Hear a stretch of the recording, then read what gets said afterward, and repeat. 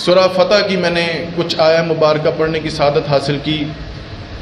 ہوا یہ تھا کہ 9 ہجری کو حضور نبی علیہ الصلوۃ والسلام اپنے جانثار 1400 صحابہ کے ساتھ عمرے کی نیت سے مکہ شریف کی طرف آئے۔ مقام حدیبیہ پر آپ کو روک لیا گیا۔ حضور نبی علیہ الصلوۃ والسلام نے حضرت عثمان غنی کو اپنا سفیر بنا کر بھیجا مکہ کی جانب۔ سفیر اس بندے کو بنایا جاتا ہے جو عقلی طور پر بھی واز کرتا ہو، دانا ہو، عقل مند ہو، بات کرنے کا ڈھنگ رکھتا ہو، اور دوسرا اس میں یہ وصف ہو کہ معاملہ فہم ہو، اس معاملے کو جب خرابی ہو تو اس کو ٹھیک کیسے کرنا ہے۔ حضور کے 2 ہی ٹارگٹ تھے۔ حضور نے آپ کو کہہ کر بھیجا کہ ہمارے 2 ہی مقاصد ہیں، آپ مکہ والوں سے جا کے کہیں کہ ایک تو ہم نے عمرہ کرنا ہے، ہم جنگ کے ارادے سے نہیں آئے، صرف ہم نے عمرہ کرنا ہے، اور دوسرا وہ مسلمان جو حضور کے انتظار میں مکہ شریف میں بیٹھے ہیں، آپ ان کو جا کے پیغام دیں کہ بہت جلد ہماری ملاقات ہوگی۔ یہ حضور کا پیغام پہنچانا تھا۔ حضرت عثمان غنی رضی اللہ تعالیٰ عنہ کو جب آپ مکہ شریف پہنچے تو کفار نے وہاں پہ روک لیا۔ ابو سفیان کہنے لگا کہ آپ چاہیں، آپ چونکہ مکہ شریف کے رہنے والے تھے، آپ بڑے عظیم قبیلے سے آپ کا تعلق ہے، آپ چاہیں تو بیت اللہ شریف کا دیدار بھی کریں، طواف بھی کریں، عمرہ بھی کریں، سعی بھی کریں، آب زمزم بھی ہے، آپ کو اجازت ہے، مگر آپ کے نبی کو اجازت نہیں ہے۔ آپ کے نبی کو اجازت نہیں ہے۔ ایک عرصہ گزرا ہے، کئی سالوں کا انتظار ہے کہ کب بیت اللہ شریف کا دیدار ہوگا، ہم کب طواف کریں گے۔ ابو سفیان کہتا آپ کو اجازت ہے لیکن آپ کے نبی کو اجازت ہے۔ اب ذرا جملے سنیے گا ذرا۔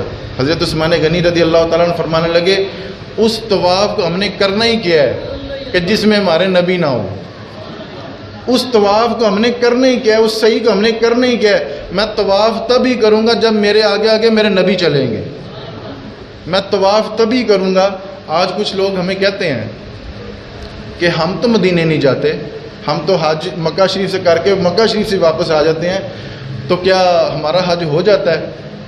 تو وہ عاشق نے جواب دیا تھا نا، وہ کہتے جی مدینے کے بغیر حج ہو جاتا ہے پر مدینے والے کے بغیر حج نہیں ہوتا۔ حضور کی اپنی حدیث مبارکہ ہے، بخاری شریف میں حضور فرمانے لگے کہ حج کے مناسک تم نے مجھ سے سیکھنے ہیں۔ اس مطلب ہے کہ حج ہو جاتا ہے مدینے کے بغیر، لیکن مدینے والے کے بغیر حج وہی طریقہ کار ہمیں اپنانا پڑے گا جو حضور نبی علیہ الصلوۃ والسلام کا تھا۔ ابو سفیان کہنے لگا اگر آپ چاہیں تو طواف کر سکتے ہیں لیکن آپ کے نبی کو اجازت نہیں ہے، وہ نہیں کر سکتے۔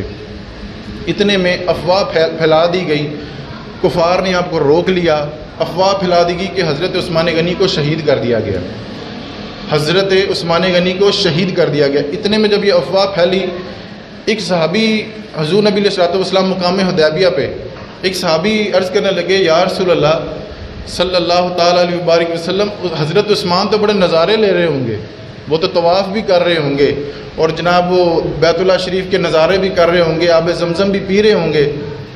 حضور فرمانے لگے میرے عثمان کو تم زیادہ جانتے ہو کہ میں زیادہ جانتا ہوں؟ تم اطمینان رکھو، عثمان ہمارے بغیر طواف نہیں کرے گا۔ اتنے میں جب یہ افواہ پھیلی کہ حضرت عثمان غنی کو شہید کر دیا گیا ہے، اب یہاں پہ بھی کئی علماء کرام نے اسی آیت کے تحت لکھا ہے کہ اگر حضور کو پتہ ہوتا، یہ حضرت حضور کے علم غیب پر اعتراض کرنے والوں نے یہ لکھا ہے، اگر حضور کو پتہ ہوتا کہ حضرت عثمان غنی شہید ہو گئے تو حضور بیعت کیوں لیتے؟ وہ جو بیعت تھی جو شجر کے نیچے لی گئی تھی وہ بیعت کیوں لیتے؟ ہمارے مفسرین کرام فرماتے ہیں، حضرت شاہ ولی اللہ ازالۃ الکفا میں بھی لکھتے ہیں، امام جلال الدین سیوطی نے بھی یہ لفظ مبارک لکھے ہیں کہ اگر حضور بتا دیتے کہ حضرت عثمان شہید نہیں ہوئے تو حضرت عثمان غنی کی شان میں جو آیتیں ہیں تو پھر وہ کیسے آتی ہیں؟ یہ جو حضرت عثمان غنی کی شان میں جو آیتیں آئی ہیں، جو فضیلت آئی ہے، جو بلند مقام کا جو اللہ تعالیٰ نے جو بیان کیا ہے، تو وہ پھر آیتیں کیسے آتی؟ حضور نے یہاں پہ وقف کیا، خاموشی اختیار کی، صحابہ سے کہا کہ میرے ہاتھ پہ بیعت کرو، میرے ہاتھ پہ بیعت کرو۔ اس بیعت کا ذکر قرآن مجید نے یہاں پہ کیا کہ لقد رضی اللہ ان سب سے راضی ہو گیا ہے۔ کن سے راضی ہو گیا ہے؟ ان المؤمنین اذ یبایعونک تحت الشجرہ، جنہوں نے حضور کے ہاتھ پر بیعت کی تھی حضرت عثمان غنی کے لیے۔